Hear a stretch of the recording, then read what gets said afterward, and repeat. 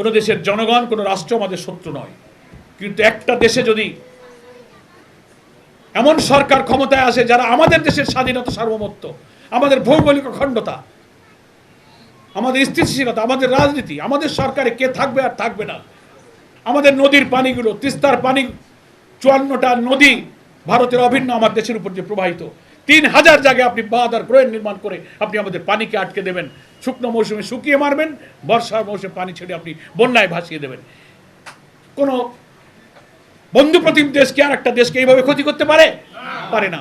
এই জন্য আমরা দেশকে শত্রু বলি না।